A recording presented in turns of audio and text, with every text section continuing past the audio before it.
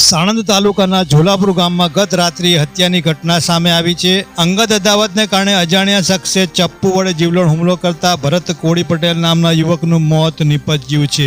ઝોલાપુર ગામના ચોકમાં હિંગળાજ પાન પાર્લર નજીક ગત રાત્રિના સમયે ચપ્પુ વડે ઘાતકી હુમલો થયો હતો. હુમલામાં ભરત કોળી પટેલને છાતીના ભાગે ગંભીર ઇજા થતા તેમનું ઘટના સ્થળે જ મોત નીપજ્યું હતું. ઘટનાની જાણ થતાં જ સાણંદ જેડીસી પોલીસ ઘટના સ્થળે તાત્કાલિક પહોંચી અને મૃતદેહનો કબજો મેળવી મૃતદેહને સાણંદ સિવિલ હોસ્પિટલ ખાતે પીએમ અર્થે મોકલવામાં આવ્યો હતો. સમગ્ર મામલે જેડીસી પોલીસે હત્યાનો ગુનો નોંધી આગળની તપાસ હાથ ધરી છે અને ફરાર આરોપીને પકડવા ચક્રો ગતિમાન કર્યા છે. સમગ્ર ઘટનાને લઈને મૃતકના પરિવારજનોમાં શોકનું મોજું ફરી વળ્યું છે. બ્યુરો રિપોર્ટ ફજલ ખાન પઠાણ સાથે Munna Vora, India crime coverage news, Sanand, Ahmedabad.